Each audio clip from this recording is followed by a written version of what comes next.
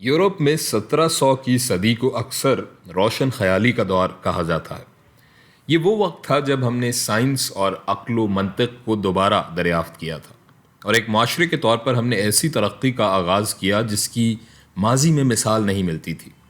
جب ہم 1800 کی صدی میں داخل ہوتے ہیں تو ہم صنعتی انقلاب کا آغاز کرتے ہیں، جہاں سے انسانی ترقی کے ایک مستقل مارچ کو دیکھا گیا اور یہ تصور پیدا ہونا شروع ہوا کہ انسانیت ہمیشہ کے لیے بہتری کی طرف گامزن رہے گی، اس مقام تک کہ غربت ختم ہو جائے گی، ہم ایک کامل یوٹوپین یا یوٹوپیائی تہذیب میں تبدیل ہو جائیں گے، جہاں نہ غربت ہوگی، نہ کوئی غم ہوگا، نہ جنگ ہوگی۔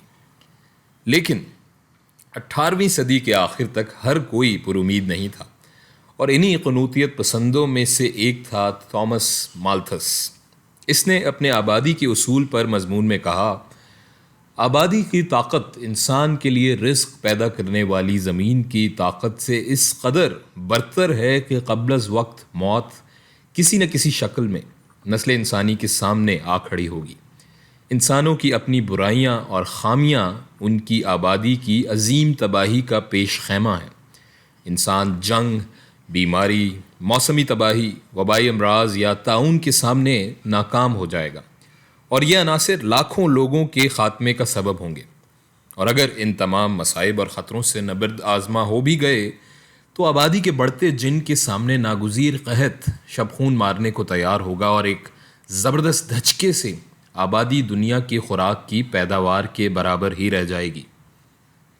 یہ اس کا ایک عمومی خیال تھا ایسے وقت میں جب لوگ بہت پر امید تھے کہ ترقی ہمیشہ کے لیے جاری رہے گی جب تک کہ ہم کسی یوٹوپیائی تہذیب تک نہ پہنچ جائیں۔ لیکن تھامس مالٹس نے محسوس کیا کہ اگر لوگ اولاد پیدا کر سکتے ہیں اور آبادی میں اضافہ کر سکتے ہیں تو وہ کرتے جائیں گے، انہیں روکنے کا کوئی طریقہ نہیں ہے۔ اس کی سوچ کے مطابق اگر لوگوں کے پاس خوراک اور وقت کافی ہو تو وہ کثیر تعداد میں اولاد پیدا کریں گے، جس سے آبادی بڑھے گی۔ یوں آبادی بڑھتی ہی رہے گی جب تک کہ زمین کی پیداواری صلاحیت ان تمام لوگوں کو کھانا کھلانے کی طاقت رکھتی ہے۔ زمین کی پیداواری صلاحیت کا آخری نقطہ دراصل قدرت کا ایک اپر باؤنڈ ہوگا، اور ایک بار جب آپ اس تک پہنچ جائیں گے تو یہاں سے بنی نوع انسان کی تنزلی کا آغاز ہو جائے گا۔ جنگ، بیماری، غربت، وبائی امراض، طاعون اور قحط، لوگ بھوک سے مر جائیں گے۔ لہذا تھامس مالتھس کے مطابق ایک بار جب آپ اس سطح پر پہنچ گئے تو یہاں سے وسائل کی لڑائی کا آغاز ہوگا، اور جنگ ہو سکتی ہے یا ہو سکتا ہے کہ وبا پھیل جائے۔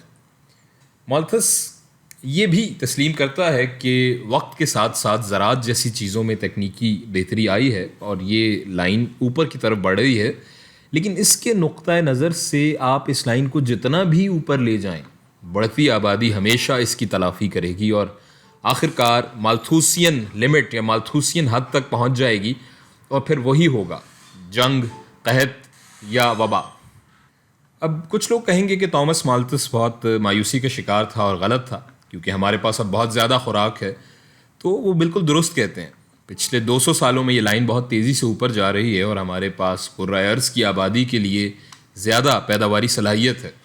اس کے باوجود ہم یہ نہیں کہہ سکتے کہ مالتھس مکمل طور پر غلط تھا۔ تھوڑا مایوسی کا شکار تھا کہ ہم اس حد کو بہت جلدی پہنچ جائیں گے،